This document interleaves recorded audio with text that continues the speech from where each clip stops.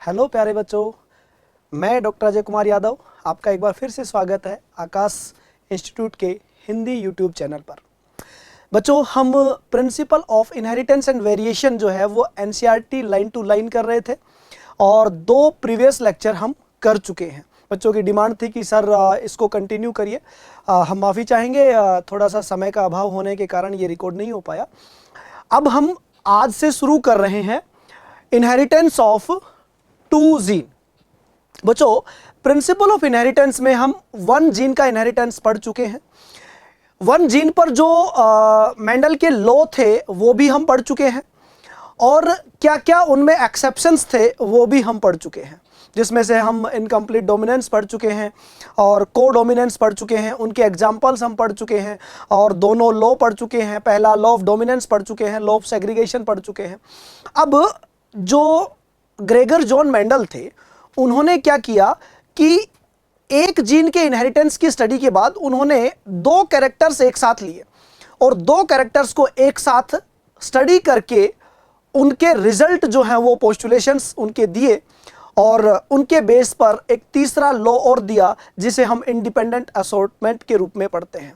तो आज से हम यहां से स्टार्ट कर रहे हैं है इनहेरिटेंस ऑफ 2 जीन, 2 जीन का इनहेरिटेंस। अभी तक जो पढ़ा है वो 1 जीन का इनहेरिटेंस पढ़ा है।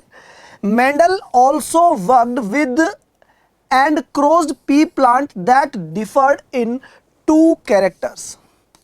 मतलब 2 कैरेक्टर्स थे, उनकी स्टडी की इसने। As is seen in the cross between a pea plant that has seeds with yellow color and round shape and one that have seed of green color and wrinkled shape। मतलब हम कहते हैं कि यहाँ पर जो है वो 2 कैरेक्टर्स लिए गए थे। 2 कैरेक्टर्स में से एक तो लिया गया था सीड कलर का और एक लिया गया था सीड शेप। ठीक है, तो 2 कैरेक्टर की यदि हम स्टडी कर रहे हैं तो हम उसे कहते हैं इनहेरिटेंस ऑफ 2 जीन, या फिर हम उसे बोल देते हैं डाई हाइब्रिड। ठीक है, Mendel found that the seeds resulting from the crossing of the parents had yellow colour and round shape seed. Here can you tell which of the character in the pairs yellow green colour round wrinkled shape was dominant. अब ये क्या कह रहा है, यहां मैंने आपको दिखाए हैं कि 2 कैरेक्टर्स लिए थे, सीड कलर और सीड शेप। यदि मैं सीड शेप की बात करता हूं या सीड कलर की बात करता हूं, सीड कलर की यदि मैंने बात की तो सीड कलर के अंदर 2 जो है, एक कैरेक्टर है, इस कैरेक्टर के 2 ट्रेट होंगे। एक जो है वो डोमिनेंट होगा और एक क्या होगा, रिसेसिव होगा। तो डोमिनेंट जो है वो यहां पर सीड कलर में डोमिनेंट जो होगा वो कौन सा होगा, येलो होगा, और जो रिसेसिव होगा वो क्या होगा, ग्रीन होगा। तो यहां डोमिनेंट यानी कि कैपिटल वाई से रिप्रेजेंट करते हैं डोमिनेंट को और स्मॉल वाई से रिप्रेजेंट करते हैं इस ग्रीन को, रिसेसिव कलर को। ये पहला कैरेक्टर था। दूसरा कैरेक्टर लिया गया, वो लिया गया सीड शेप का। यदि सीड शेप की बात करता हूं तो यहां भी 2 है, एक डोमिनेंट है और एक रिसेसिव है। डोमिनेंट में हम लेते हैं राउंड और रिसेसिव में हम लेते हैं रिंकल्ड लेते हैं। यदि यहां राउंड की बात करें तो इसको हम लेते हैं किससे, कैपिटल आर से, और यहां रिंकल्ड की बात करें तो हम उसको लेते हैं स्मॉल आर से। और इस लाइन में उसने फर्दर ये बोला है कि मेंडल ने जब इस capital R capital R capital Y इसका क्रॉस कराया स्मॉल आर स्मॉल वाई के साथ, तो F1 जनरेशन में कैपिटल आर कैपिटल वाई और स्मॉल वाई, ये F1 जनरेशन यहां पर हमें मिली। अब यहां पर प्लांट जो है वो हम कहेंगे कि ये जो प्लांट हमें मिलेगा इसके पास राउंड एंड येलो सीड्स होंगे। तो यहां पर आर जो है वो डोमिनेंट है और वाई है वो डोमिनेंट है, जिसको बोलते हैं यहाँ पर राउंड एंड येलो सीड हमें मिलते हैं। यही बात जो है वो यहाँ पर लिखा है। क्वेश्चन के फॉर्म में उसने पूछा है कि इस कैरेक्टर में आप बताओ कि डोमिनेंट कौन है और रिसेसिव कौन है। तो राउंड और रिंकल्ड में राउंड डोमिनेंट है, ठीक है, और येलो और ग्रीन की यदि बात करें तो इसमें येलो जो है वो डोमिनेंट है। आगे चलते हैं। दस yellow colour was dominant over green, पढ़ लिया हमने। Round shape dominant over wrinkled. These results were identical to those that he got when the made separate monohybrid cross between yellow and green seeded plant and the between round and wrinkled seeded plant. मैं बताऊंगा आपको ये आगे कि Mendel कहता है कि die hybrid का जो रिजल्ट है वो रिजल्ट जो है वो मोनो हाइब्रिड के जैसे ही आता है। यदि डाई हाइब्रिड का रेशियो एक साथ लें तो वो रेशियो हम मोनो हाइब्रिड क्रॉस करके भी निकाल सकते हैं। कैसे निकाल सकते हैं मैं एक बार आपको जो रेशियो निकाल के उसके साथ फिर बताऊंगा आपको, ठीक है। इसके बाद नेक्स्ट देखो, let us use the genotypic symbol capital Y for dominant yellow seed and Y is recessive green seed, R for round shape seed and small r for wrinkled seed shape. The genotype of the parent, बेटा ये word आपको पता होना चाहिए genotype का मतलब। ये जो मैंने लिखा है ये जीनोटाइप है, और यदि इसका कैरेक्टर आप देखो तो ये राउंड एंड येलो है, ये रिंकल्ड एंड ग्रीन है, तो ये इसका फिनोटाइप हो गया। तो ये बोल रहा है the genotype of the parents can then be written as capital R capital Y and small r small y। Clear है? The cross between the two plants can be written down as figure, देखेंगे हम 4.7 में, showing the genotype of the parents plant, ये show कर रहे हैं। The gametes capital R capital Y small r small y unite on fertilization to produce F1 hybrid capital R small r capital Y small y। कह रहा है कि इससे जो गैमेट बनेंगे, तो गैमेट बनेंगे टाइप यदि देखें तो केवल इसी टाइप का गैमेट बनेगा, और इसमें यदि देखें तो केवल स्मॉल r और स्मॉल y ये टाइप का गैमेट बनेगा। और उसके बाद ये दोनों जो गैमेट है वो क्या हो जाएंगे, फ्यूज हो जाएंगे, और गैमेट के फ्यूज हो जाने के बाद क्या बनेगा, capital R small r capital Y small y है वो बनेगा।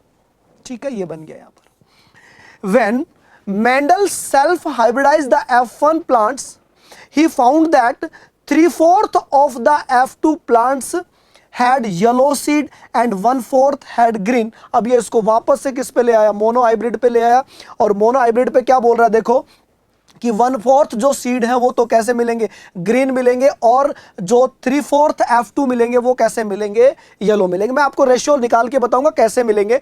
The yellow and green colour segregated in 3:1 ratio, round and wrinkled seed shape also segregated in A 3:1 just like a mono hybrid cross. किसके रूप में आएगा, mono hybrid cross के रूप में आएगा। मैं बताऊंगा आपको कि याद करिए मेंडल ने जब मोनो हाइब्रिड क्रॉस कराया था तो रेशियो कितना था, 3:1। ये कह रहा है कि जब आप दो कैरेक्टर्स एक साथ लोगे तो दो कैरेक्टर्स एक साथ यदि स्टडी करोगे तो उसका ratio type, genotype, phenotype ratio different रहेगा, लेकिन यदि सिंगल कैरेक्टर्स का रेशियो यदि आप देखोगे तो वो रेशियो कितना रहेगा, 3:1 ही रहेगा। अब ये आपके पास F1 प्रोजेनी में आ गया, वो कैसे रहेगा 3:1, वो मैं निकाल के बताऊंगा, आप टेंशन मत लीजिए। F1 रेशियो का अब वापस से क्या कराई, यहां पर इसकी सेल्फिंग कराई। सेल्फिंग का मतलब आप जानते हो, इसका सेल्फ पोलिनेशन कराया गया। तो सेल्फ पोलिनेशन कराया गया तो नेक्स्ट चलते हैं बेटा, ये वाली कंडीशन हमें मिली। डायग्राम में बहुत अच्छा एक्सप्लेन किया एनसीईआरटी ने।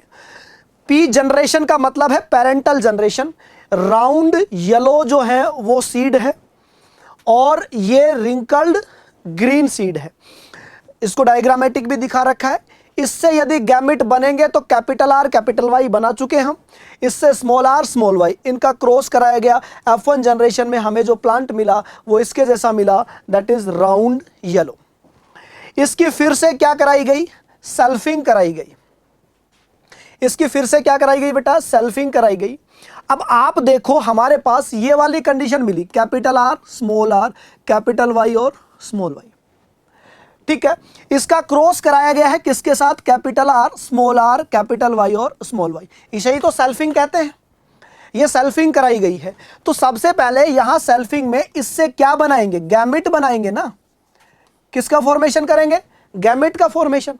अब गैमेट फॉर्मेशन कैसे होता है, एक मेथड होता है जिस मेथड को हम बोलते हैं फोर्क लाइन मेथड। कौन सा मेथड कहते हैं, फोर्क लाइन मेथड कहते हैं।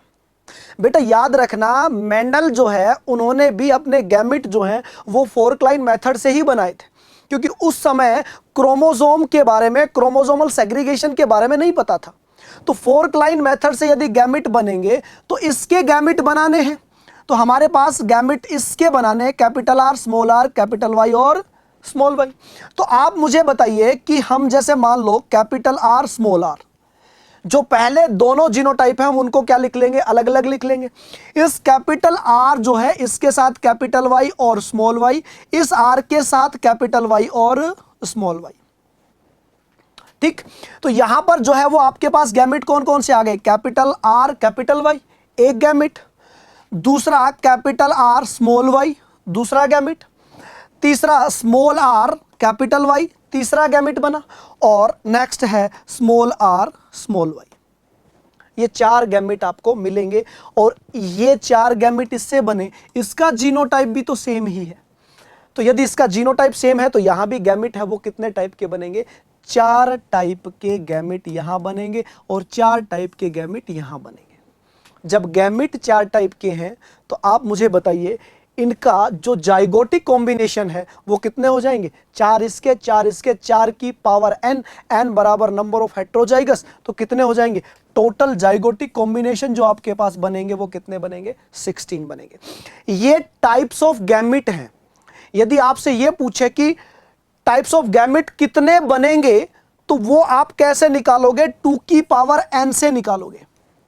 और याद रखना यहां पर n बराबर जो होता है वो क्या होता है, नंबर ऑफ हेट्रोजाइगस होता है। अब आप यहां पर देखो हेट्रोजाइगस की संख्या कितनी है, 1 और 2, तो 2 की पावर 2 बराबर कितने आ जाएंगे, 4 आ जाएंगे। यहां बन कितने रहे हैं, 1 2 3 और 4।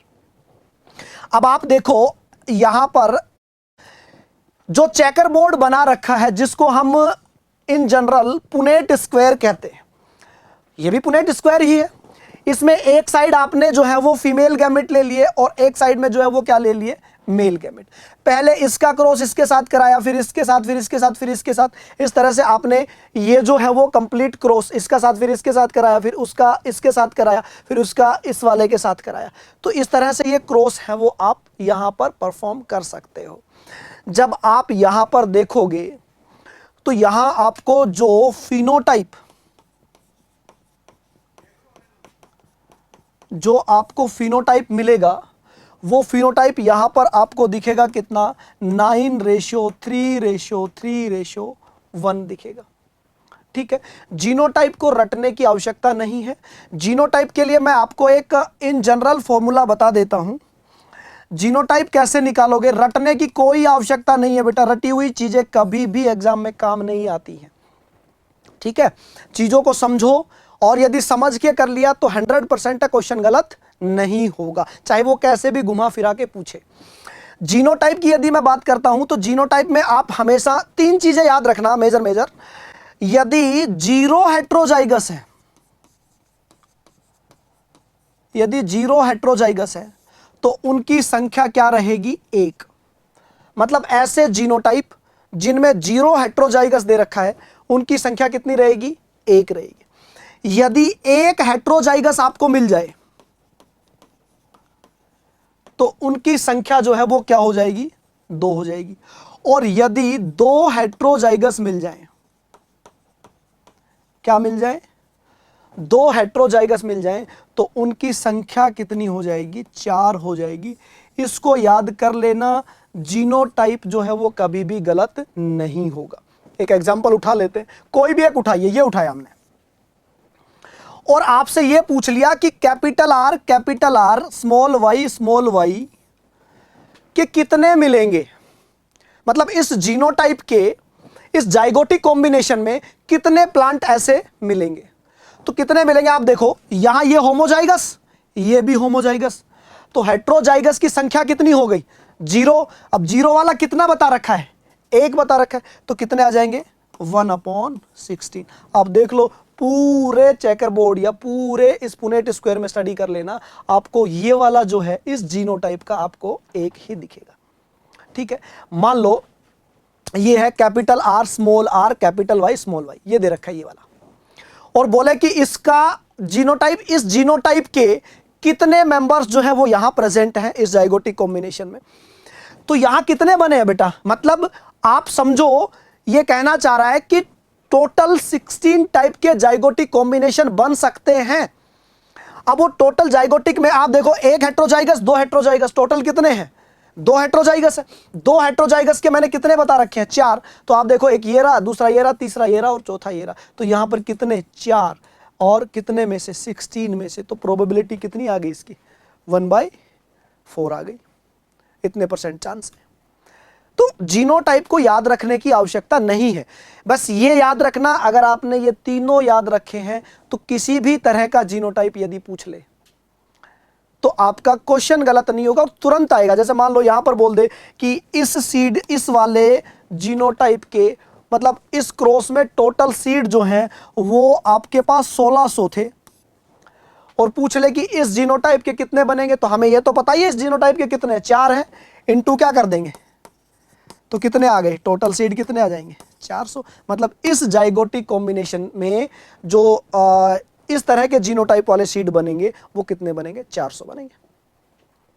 तो आप इसको आसानी से निकाल सकते हो। यहां नीचे भी देखो मेंशन किया है, देखो फिनोटिपिक रेशियो, यानी कि राउंड येलो जो आएंगे वो 9 आएंगे, राउंड ग्रीन जो आएंगे वो 3 आएंगे, रिंकल्ड येलो आएंगे वो 3 आएंगे, और रिंकल्ड ग्रीन जो आएंगे वो कितने आएंगे, 1। तो रेशियो क्या हो गया, 9 3 3 1 का हो गया। ठीक है, इसके बाद result of dihybrid cross where the 2 parent differed in 2 pairs of contrasting trait, seed colour and seed shape. हमने 2 कैरेक्टर लिए थे और दोनों को अलग अलग ट्रेड के बीच में हमने क्या कराया था, क्रॉस कराया था। तो रेशियो हमारे पास क्या आया, 9:3:3:1 आया। अब एक चीज और देखो बेटा, यहां पर मैं थोड़ी सी एक इंपॉर्टेंट चीज आपको बताता हूं। बार बार हम कह रहे हैं, एक पूरा पैराग्राफ जो है वो मेंडल लिख रहा है किसके बारे में, कि डाइहाइब्रिड क्रॉस का रेशियो जो है वो किसके जैसा आया, मोनोहाइब्रिड क्रॉस के जैसा आया, 3:1।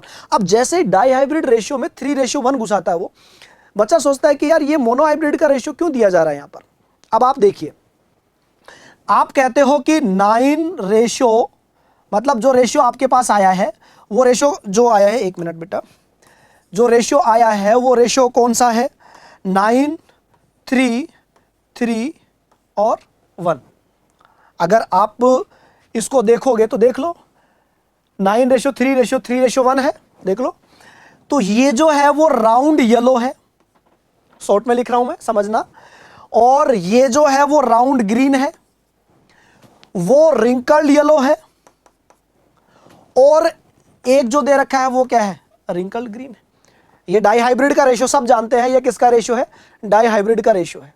ठीक है, अब आप समझना, राउंड यहां भी है और राउंड यहां भी है। मैं एक एक कैरेक्टर ले रहा हूं, तो राउंड कितने हो गए, 9 और 3 कितने हो गए, 12। तो मतलब इन दोनों में जो राउंड है वो तो कितने हो गए, 12 हो गए, हाँ या ना। अब दूसरा कैरेक्टर राउंड के जो कॉन्ट्रास्ट आप लोगे वो क्या लोगे, रिंकल्ड। अब रिंकल्ड देखो, यहां भी रिंकल्ड है और यहां भी रिंकल्ड है, तो यदि आप इन दोनों को टोटल लोगे तो रिंकल्ड जो है उनका रेशियो कितना आ गया, 4। इसको सोल्व करिए जरा, क्या आएगा, 3:1। तो मतलब एक कैरेक्टर का रेशियो है वो क्या आ गया, 3:1। और भी आसान तरीके से बताऊंगा इसको, 3:1 हो गया। अब यहां पर आप देखो, ये येलो है और एक ये येलो है, तो यहां इन दोनों का यदि आप टोटल करते हैं तो ये येलो जो है वो टोटल कितने हो गए, 12, 9 और 3 12। इसके बाद ये जो है वो ग्रीन है और ये ग्रीन है, यदि इन दोनों का टोटल करते हैं तो ये कितना आ गया, जो आपके पास ग्रीन है वो कितने आ गए, 4। तो हम यदि यहां पर येलो और ग्रीन का भी यदि रेशियो लेते हैं, किसका, येलो और ग्रीन का, तो वो भी कितना आ गया, तो मतलब 3:1 आ गया। तो आप इस चीज को समझिए, यदि क्वेश्चन सीधा पूछता है, ये वाली कंडीशन यदि आपके पास है, तो मतलब आप ये कह रहे हो कि मोनोहाइब्रिड यदि मोनोहाइब्रिड यदि हम क्रॉस ले रहे हैं तो वहां तो रेशियो क्या आ जाएगा, 3:1, फिनोटिपिक रेशियो की बात कर रहा हूं मैं। और यदि मैं डाई हाइब्रिड लेता हूं तो डाई हाइब्रिड में 3:1 का क्या आ जाएगा, होल स्क्वायर। देख लो कैसे आ जाएगा, मतलब आपके पास 3:1 है और 3:1 है। ये एक कैरेक्टर है, ये दूसरा कैरेक्टर है। इसमें ये राउंड और यहां जो रेशियो है वो रिंकल्ड का था, और यहां जो रेशियो है वो किसका है, येलो और ग्रीन का है। ठीक है, इसका क्रॉस इसके साथ कराइए, कितना आ गया, 9 राउंड येलो आ गया। इसका क्रॉस इसके साथ कराइए तो जो है वो 3 जो है वो क्या आ गए, राउंड ग्रीन आ गया। इसका इसके साथ कराइए जो है वो क्या आ गया, 3 रिंकल्ड येलो आ गया। और इसका इसके साथ कराइए, रेशियो क्या आ गया, रिंकल्ड ग्रीन। तो यही तो रेशियो जो है वो आपको निकालना था। यही तो आप कह रहे हो कि monohybrid is also based on, sorry dihybrid is also based on monohybrid cross. 9:3:3:1 आ गया। अब यदि 2022 या 23 के आसपास एक क्वेश्चन देखना, उसमें एक क्रॉस करवा रखा है इस तरह का, मतलब एक क्रॉस करा रखा है, वो क्रॉस करा रखा है ये वाला, और इसका जो है वो क्रॉस इसके साथ करा रखा है। ठीक है, और F1 में capital Y small y capital R small r, क्या चेंज किया है, ध्यान से सुनना। कैपिटल Y स्मॉल y इसको तो दे दिया कंप्लीट डोमिनेंट, और इसको दे दिया कि यहां फ्लावर जो है वो पिंक आए हैं। तो अब आप मोनोहाइब्रिड से निकाल सकते हो, तो इसका तो रेशियो क्या आ जाएगा, 3:1, और इसका क्या आ जाएगा, 1:2:1, और वहां टोटल फिनोटाइप पूछ रखे थे। तो आप यदि इसका करोगे तो टोटल कितने आ जाएंगे, 6 टाइप के फिनोटाइप आ जाएंगे, एज सिंपल एज दैट। इसलिए वो बार बार जो है वो डाई हाइब्रिड में किसका जो है वो जिक्र करता है, मोनोहाइब्रिड का जिक्र करता है, कि कहता है कि डाई हाइब्रिड भी किस पर डिपेंड है। मेंडल को रिजल्ट सेम मिले, जो मोनोहाइब्रिड में रिजल्ट थे वही रिजल्ट किस में थे, डाई हाइब्रिड में थे। तो ये आपने जीनोटाइप का तो देख लिया, ऐसा ही यहां पर आप जो यदि फिनोटाइप का तो देख लिया, यदि जीनोटाइप का यदि निकालना हो तो इसका भी क्या कर देंगे। अगर 3 जीन दे रखी है तो 3:1 का क्या कर देंगे, होल थ्राइस। इसका भी क्या कर देंगे, होल क्यूब कर देंगे, थ्राइस कर देंगे, आपका रिजल्ट आ जाएगा। ठीक है, तो ये जो है वो आपका डाई हाइब्रिड क्रॉस था। बहुत आसान है और रेशियो आपको मोस्टली बच्चों को याद रहता है।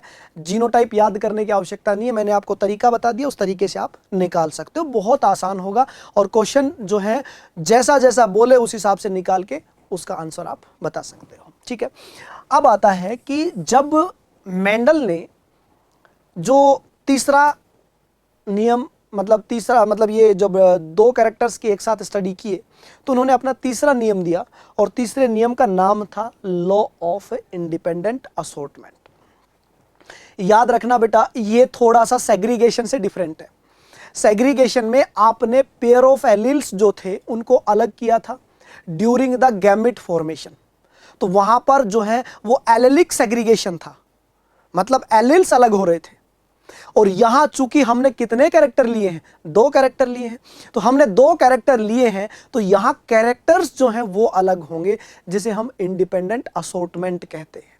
इंडिपेंडेंट का मतलब होता है स्वतंत्र रूप से, असॉर्टमेंट का मतलब होता है अलग हो जाना, कि दोनों कैरेक्टर्स जो हैं वो अलग अलग क्या हो जाते हैं, सेग्रीगेट हो जाते हैं, तो हम उसको बोलते हैं इंडिपेंडेंट असॉर्टमेंट। पढ़ते हैं, in the dihybrid cross the phenotype round yellow, wrinkled yellow, round green and wrinkled green appeared in the ratio that is 9:3:1. Such a ratio was observed for several pairs of character that Mendel studied.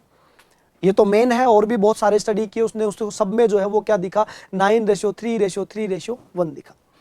The ratio of 9:3:1 can be derived as a combination series of 3 yellow and 1 green and 3 round and 1 wrinkled. मैं आपको बता चुका हूं निकाल के।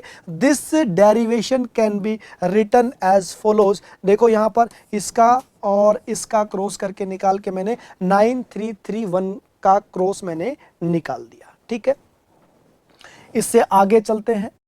Based upon such observation, इस observation के आधार पर, on dihybrid cross between plant different to trait, अलग अलग मतलब एक प्लांट के दो अलग अलग ट्रेट के बीच में जो है वो क्या किया गया, अलग अलग डिफरेंट ट्रेट बोल रहा है, उनके बीच में जो है वो स्टडी की गई है।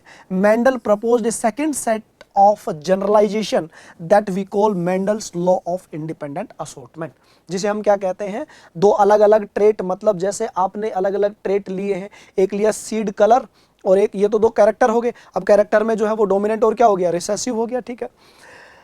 सेग्रीगेशन ऑफ वन पेयर क्या बोल रहा है, देखो, दिस लॉ स्टेट दैट, बेटा सीधा पूछा जाता है, ये लॉ बताता है that when two pairs of trait are combined, जब ट्रेट के दो पेयर्स जो हैं वो साथ होते हैं, segregation of one pair of character is independent to the other pair of character. यानी कि हम यहां पर किसकी बात करते हैं बेटा, नॉन एलिल्स की बात करते हैं, उनकी बात करेंगे जो नॉन एलिल्स। एलिल्स की बात सेग्रीगेशन में कर ली हमने, मोनोहाइब्रिड क्रॉस पे बेस्ड है।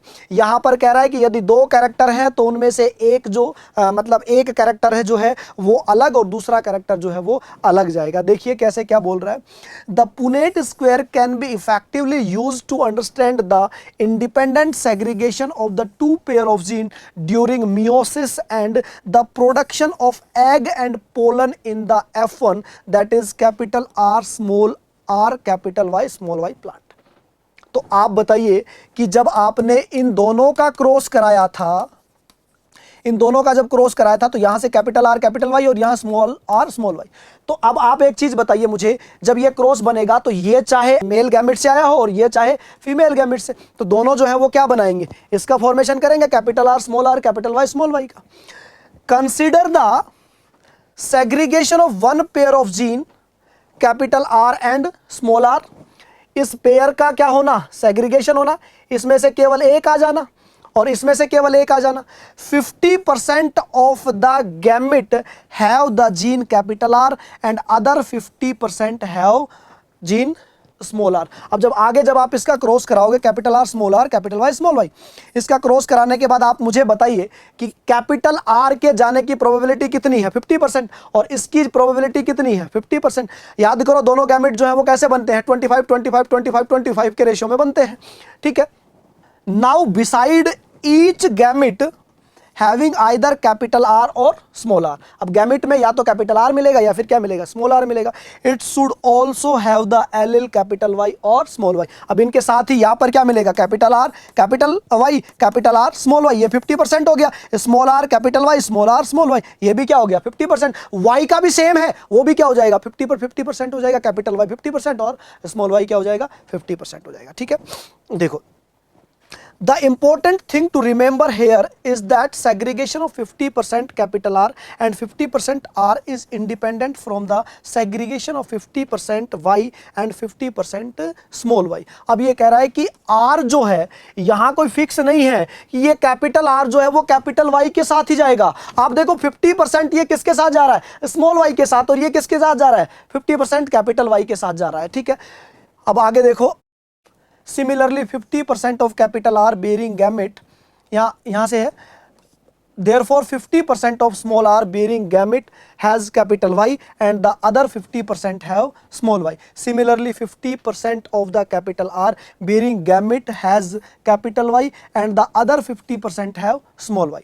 Thus there are 4 genotype of gamete, 4 बनेंगे, ये बना के बता चुका हूं आपको, फोर्क लाइन मेथड से याद रख लेना। ईच विद फ्रीक्वेंसी, बेटा ये छोटी छोटी चीजें बहुत इंपॉर्टेंट एनसीईआरटी की, कि इन सब का जो बनने का जो फ्रीक्वेंसी है वो कितने % रहेगी, 50% रहेगी। 4 बनेंगे, चारों अलग अलग बनेंगे तो जो फ्रीक्वेंसी होगी वो कितने % हो गई, 25% हो गई, जिसे हम क्या कह रहे हैं, 1/4 of the total gamete product produced. When you write down the 4 types of egg and pollen on the 2 sides of Punnett square, it is very easy to derive the composition of zygote that give rise to F2 plants. 16 type के zygotic combination आ जाएंगे। Although there are 16 squares, how many different type of genotype and phenotype are formed? Note them down in the format given। कर चुके हैं। मैंने बोला genotype आप याद नहीं रखोगे, आप निकालोगे, आपको जो दे उसका निकाल सकते हो, और फिनोटाइप यदि पूछे तो आप याद रखना कितना होता है, 9:3:3:1 होता है, ठीक है। अब यहाँ दे रखा है genotype found in the F2, तो जीनोटाइप जो है वो तो कितने आ जाएंगे 9 आ जाएंगे, और फिनोटाइप है वो कितने आ जाएंगे 4 आ जाएंगे। एक और चीज़ मैं आपको यहाँ पर बता देता हूँ कि जब भी यदि ये पूछ ले कि मोनो हाइब्रिड क्रॉस में, डाई हाइब्रिड क्रॉस में जीनोटाइप और फिनोटाइप कितने तरह के आए, तो उनको कैसे निकालोगे वो तरीका बता देता हूँ मैं। अगर आपसे पूछे नंबर ऑफ, सुनना मैं यहाँ पर सारे जो हैं वो रेशियो लिख देता हूँ बेटा, आप नोट डाउन कर लेना, आपके लिए बहुत आसान हो जाएगा। यदि उसने पूछा है मोनो हाइब्रिड का, क्या पूछा है मोनो हाइब्रिड का, तो मोनो हाइब्रिड का अगर आपको निकालना है फिनोटाइप, क्या निकालना है फिनोटाइप, तो फिनोटाइप निकालने का फॉर्मूला है 2 की पावर n, और यदि निकालना है जीनोटाइप तो जीनोटाइप के निकालने का फॉर्मूला है 3 की पावर n, और यदि आपसे ये पूछा है कि जाइगोटिक कॉम्बिनेशन कितने हैं, यदि आपसे पूछा है कि जाइगोटिक कॉम्बिनेशन कितने हैं, तो वो आ जाएगा 4 की पावर n, और यहाँ याद रखना सारों में n बराबर नंबर ऑफ हेट्रोजाइगस। अगर मान लो मोनो हाइब्रिड क्रॉस है, तो मोनो हाइब्रिड क्रॉस में जैसे ये पूछ रहा है, इसके बारे में पूछ रहा है कैपिटल R स्मॉल r और कैपिटल R स्मॉल r, ठीक है। तो इसमें आपसे पूछे फिनोटाइप कितने बनेंगे, आपको याद है यदि मोनो हाइब्रिड में फिनोटाइप पूछे तो 3:1 और जीनोटाइप पूछे तो 1:1, तो इसमें जो फिनोटाइप आए वो तो कितने आए 2, और जीनोटाइप आए वो टोटल कितने आए 3 आए। संख्या निकालनी है, तो यहाँ संख्या निकालोगे तो फिनोटाइप में 2 की पावर n, अगर मोनो हाइब्रिड क्रॉस दे रखा है तो मोनो हाइब्रिड में 2 की पावर n, 2 की पावर 1 बराबर कितना आ गया 2, और यदि ये पूछे 3 की पावर n, 3 की पावर 1 बराबर क्या आ गया 3 आ गया, तो ये रेशियो आ गया। अब मोनो हाइब्रिड का तो निकाल लेंगे आसानी से, डाई हाइब्रिड का कैसे निकालेंगे, डाई हाइब्रिड का मान लो ये वाली कंडीशन है capital R small r capital Y small y, और इसका क्रॉस किया capital R small r capital Y और स्मॉल y के साथ। जब इसका क्रॉस अपन करते हैं तो हम कहते हैं यहां पर कि आप देखो हेट्रोजाइगस कितने हैं 2, तो अगर हेट्रोजाइगस देखोगे तो 2 की पावर 2 बराबर कितने आ गए 4, तो ये तो क्या आ गया फिनोटाइप आ गया, निकाल सकते हैं हम, 4 ही आया हमारे पास 9 3 3 1, ठीक। और यदि आपसे जीनोटाइप पूछे तो 3 की पावर 2 बराबर कितना आ गया 9, वही हमने बताए 1:2:1:4:2:1:2:1, ये आ जाएगा क्या जीनोटाइप, बाकी रटने की कोई आवश्यकता नहीं है, आप इजीली निकाल सकते हो। टोटल कितने आएंगे 9। वही ट्राई हाइब्रिड का पूछे तो ये आ जाएगा फिनोटाइप तो कितना आ जाएगा 8, और यदि जीनोटाइप पूछे तो वो कितना आ जाएगा 27 आ जाएगा। तो आप इस तरह से निकाल सकते हो। तो यहाँ एक ये जो टेबल दे रखी है छोटी सी, आप यह निकाल सकते हो genotype found in F2, total genotype आपको कितने तरह के मिले 9 तरह के मिले, और एक्सपेक्टेड जो फिनोटाइप मिले वो कितने तरह के मिले 4 तरह के मिले, ठीक है। यहां से मेंडल का इतिहास थोड़ा सा जो है वो खत्म होता है, क्योंकि मेंडल ने अपने प्रयोग किए और अपने प्रयोग करके 4 पोस्टुलेशंस यानी कि 3 लॉ जो हैं वो दिए, और 3 लॉ देने के बाद एक्चुअल में कुछ हद तक वो सफल भी रहे, कुछ हद तक वो उनका काम जो है वो अनरिकग्नाइज्ड भी रहा। उसके पीछे भी एनसीईआरटी जो कुछ इश्यूज है बताए हैं कि क्यों उनका जो काम था वो प्रॉपर जो है वो रिकग्नाइज नहीं हो पाया, बड़े स्केल पर क्यों नहीं चला। तो अब यहाँ पर ना जो नया टॉपिक हमारे पास आता है वो टॉपिक है क्रोमोसोमल थ्योरी ऑफ इनहेरिटेंस।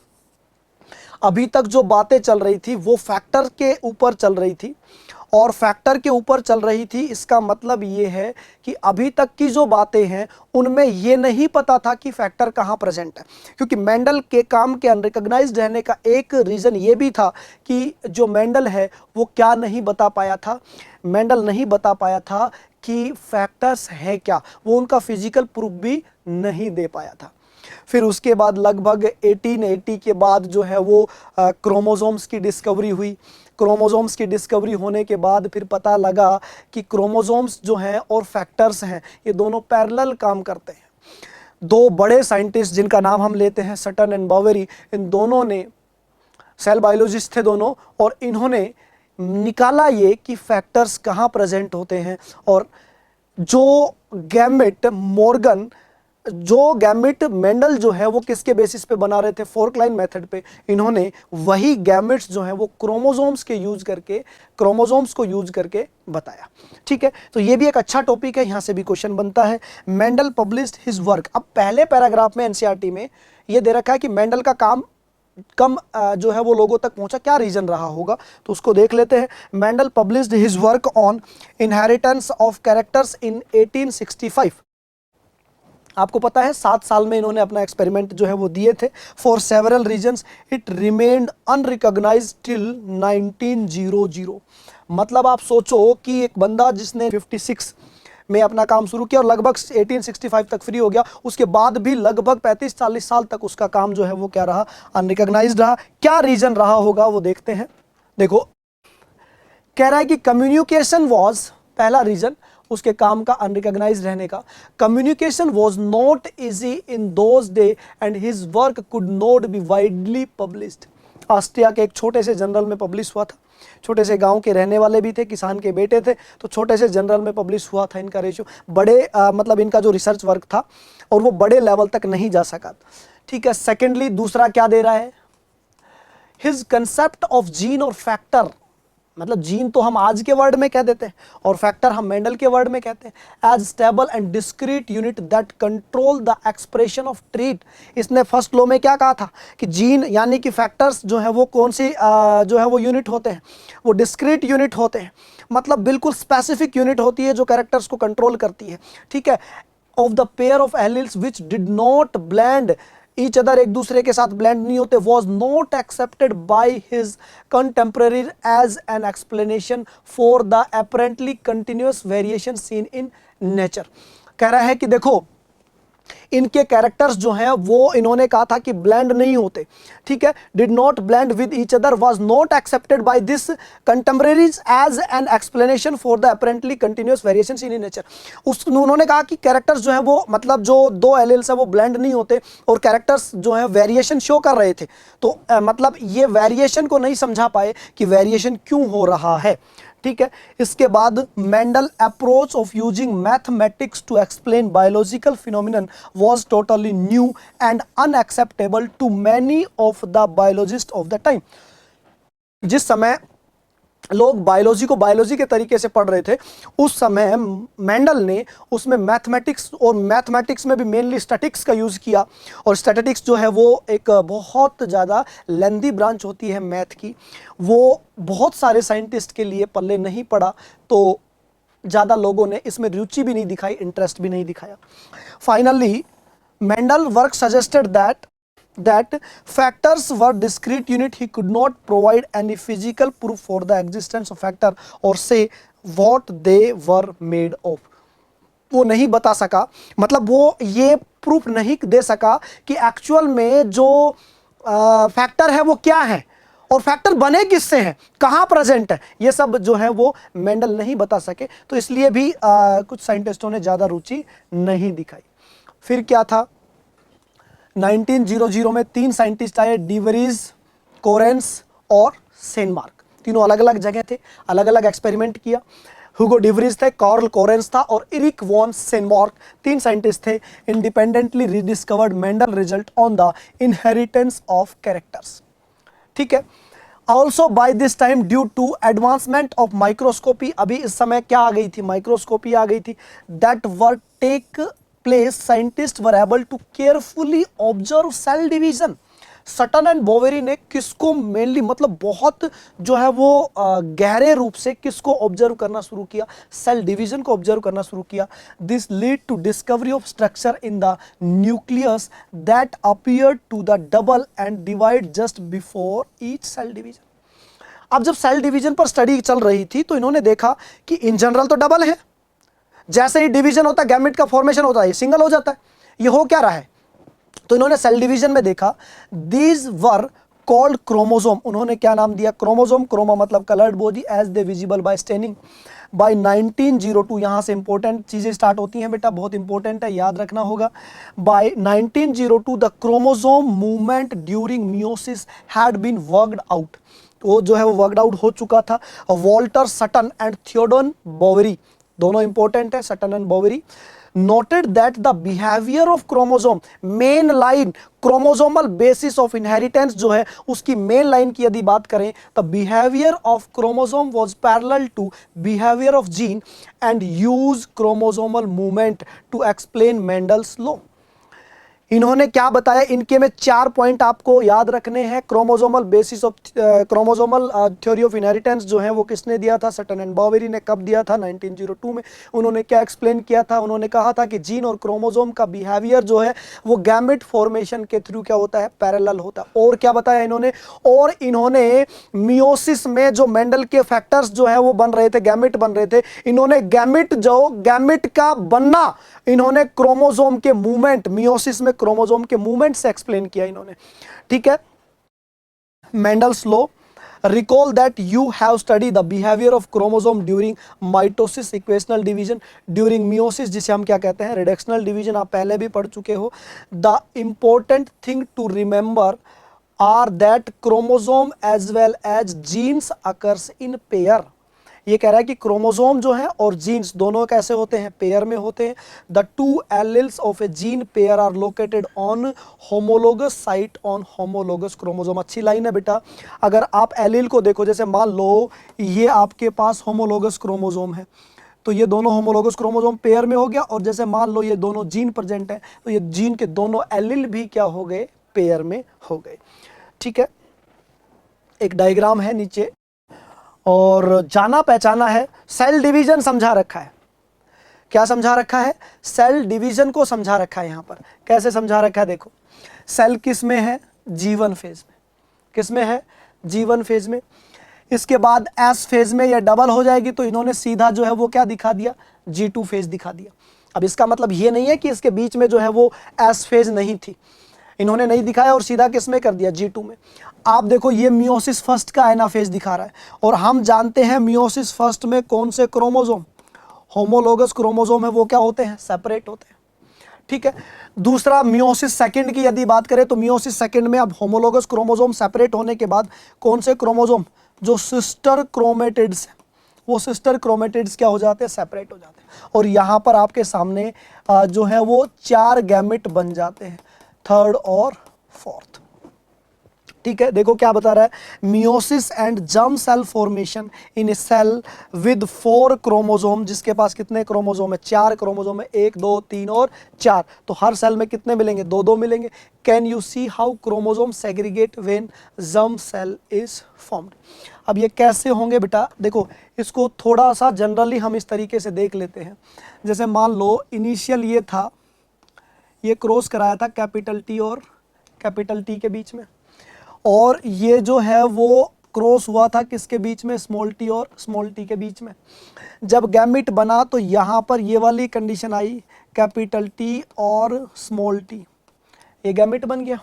इसका आपने क्या कराया, कैपिटल T और स्मॉल t, इनका आपने सेल्फिंग कराई। क्या कराई बेटा, सेल्फिंग कराई। ध्यान से समझना, थोड़ा सा सेल डिवीजन चल रहा है। इनकी क्या कराई आपने, सेल्फिंग कराई। सेल्फिंग कराने के बाद पहले इनके गैमेट तो बना दें, सीधा फोर्क लाइन मेथड में तो आप गैमेट बनाते हो, क्या बनेंगे, कैपिटल T बन जाएगा और क्या बन जाएगा, स्मॉल t बन जाएगा। गैमेट फॉर्मेशन हो गए। लेकिन क्रोमोसोम की हेल्प से समझाओ कि गैमेट कैसे बनेंगे, बनाते हैं। ये आपके पास सेल है, और ये सेल किस कंडीशन में है, G1 में है। किस में है, G1 में। लेके जाइए इसको S फेज में। जब आप S फेज में लेके जाओगे तो ये वाली कंडीशन हो जाएगी कि नहीं हो जाएगी, हाँ या ना। बहुत अच्छे से सेल डिवीजन आपको करा चुका हूँ, ठीक है, हो जाएगी। मतलब यहाँ पर क्या हो गया, कैपिटल T, ये स्मॉल t, और ये क्या हो गया, स्मॉल t। हम इसको सीधा S फेज के बाद किस में लेके चलते हैं, G2 में लेके चलते हैं। इसके बाद फिर जो है वो यहाँ पर क्या होगा, इसमें मियोसिस फर्स्ट में होमोलोगस क्रोमोसोम अलग करा देते हैं। जब होमोलोगस क्रोमोसोम अलग कराओगे तो ये वाली कंडीशन होगी, ये ऊपर और ये नीचे, हाँ या ना। तो ऊपर वाला जो, अच्छा ये इनके किनारे जो है वो आपस में जुड़े रहते हैं। तो ये तो हो गया कैपिटल T वाला, और ये हो गया कौन सा, स्मॉल t वाला। अब जब यहाँ से 2 सेल अलग होंगी, तो 2 सेल अलग होंगी तो मतलब ये आ गया, एक में तो कैपिटल T आ गई, और एक में जो है दूसरी सेल के अंदर क्या आ गया, स्मॉल t और स्मॉल t आ गया। फिर इससे ये वाला अलग होगा तो यहां से 2 सेल बनेंगी, यहां से 2 सेल बनी तो ये कैपिटल टी और ये कौन सा बना कैपिटल टी, ये 2 सेल बन गए यहां पर, ठीक है। और यहां भी 2 सेल बन गए, ठीक है। एक क्या बना स्मॉल टी और ये स्मॉल टी, ये एक क्रोमोसोम और ये दूसरा क्रोमोसोम।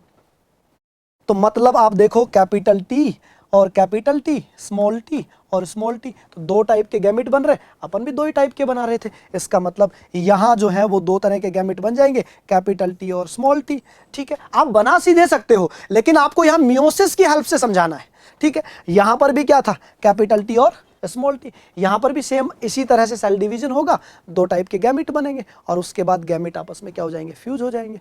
तो मतलब सटन एंड बोवेरी जो है उन्होंने किसकी हेल्प से, क्रोमोसोम्स की मूवमेंट की हेल्प से मियोसिस के दौरान किस तरह से गैमेट बनते हैं वो समझाया इन्होंने, ठीक है। और जब ये बात हो गई कि जैसे मेंडल के अकॉर्डिंग गैमेट बन रहे तो वैसे ही अब बन रहे, तो इन्होंने कहा कि यार हो सकता है कि ये फैक्टर जो मेंडल बता रहा था ये क्रोमोसोम है। फिर बाद में किसी ने कहा कि क्रोमोसोम तो सेल में कम ही है, फैक्टर्स तो इतने सारे हैं, तो इसका मतलब क्रोमोसोम्स तो फैक्टर नहीं है। फिर उन्होंने कहा नहीं, फैक्टर्स जो हैं वो क्रोमोसोम नहीं है, फैक्टर्स जो हैं वो किस पर प्रेजेंट हैं, क्रोमोसोम्स पर प्रेजेंट है। इसलिए सेग्रीगेशन भी कैसा हो रहा है, पैरेलल हो रहा है, हाँ या ना। वहाँ टेबल बना रखी है, उस टेबल बनाने का मतलब ये नहीं है कि वो दोनों के बीच में डिफरेंस कर रहा है, वो बता रहा है कि दोनों जो हैं वो कैसे पैरेलली मूव करते हैं, ठीक है। चलिए आगे चलते हैं। इसके बाद अपन नेक्स्ट चलते हैं बेटा। यहाँ कंपैरिजन दे रखा है किसके बीच में, एक comparison between behaviour of chromosome and gene. Gene के बिहेवियर और क्रोमोसोम के बिहेवियर में क्या कंपैरिजन हो सकता है, ठीक है। ये दे रखा है। अब ये आप कुछ मत मानिए, अभी आप दोनों को लेके जो है वो बताइए कि किसके लिए सही है किसके लिए सही है। उससे पहले मैं आपको एक चीज बताना चाहता हूं कि क्रोमोसोम जो है वो हमेशा कैसे होते हैं, पेयर में होते हैं। क्रोमोसोम जो है, इसको ये समझाते हुए बता दूंगा मैं, इसको समझते हैं। क्रोमोसोम जो है वो हमेशा कैसे मिलेंगे, पेयर में।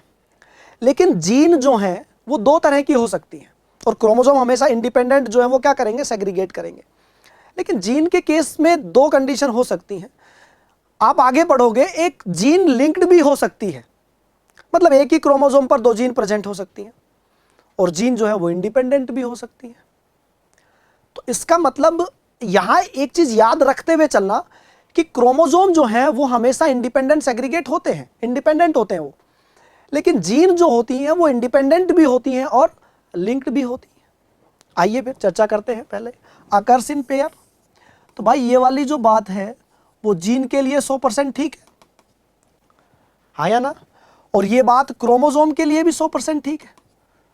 लिखी है एनसीईआरटी ने कि दोनों कैसे होते हैं, पेयर्स में होते हैं। यहां पर ये बात कर रहा अकर्स इन पेयर, तो ये भी जीन के लिए क्या सही है, 100%, और ये क्रोमोसोम के लिए भी क्या है, 100% सही है। तो इस आधार पर तो आप डिफरेंस कर नहीं सकते, दोनों ही कैसे होते हैं, पेयर में होते हैं। अगला देखो, segregation at the time of gamete formation such that only one of each pair is transmitted to the gamete. आप क्रोमोसोम के केस में ले लीजिए, ये क्रोमोसोम है कैपिटल टी और ये स्मॉल टी, जब अगली पीढ़ी में जाएगा ये अलग जाएगा, ये 50% और ये अलग जाएगा 50%, ठीक है। तो इसका मतलब जीन के लिए ले लीजिए कैपिटल टी स्मॉल टी, एक जो है वो 50% जाएगा, हाँ या ना। तो इसका मतलब ये बात जो है वो जीन के लिए भी 100% सही है और ये क्रोमोसोम के लिए भी क्या सही है, 100% सही है। इससे भी डिफरेंस नहीं हो रहा। सेम यही बात यहां लिखी है, segregation of gamete at gamete formation and only one of each pair is transmitted to the gamete. Gamete में एक ही जाता है, तो ये भी जीन के लिए क्या है, 100% सही है, और क्रोमोसोम के लिए क्या है, 100% सही है, हाँ या ना। बचा तीसरा पॉइंट, तीसरे पॉइंट पे आइए।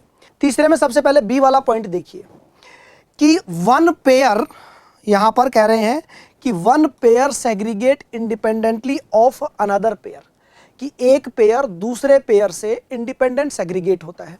मतलब आप देखो, जैसे क्रोमोसोम है ये और ये दूसरा क्रोमोसोम है, तो इस क्रोमोसोम के पेयर का इस क्रोमोसोम के पेयर से क्या लेना देना, कोई लेना देना नहीं है।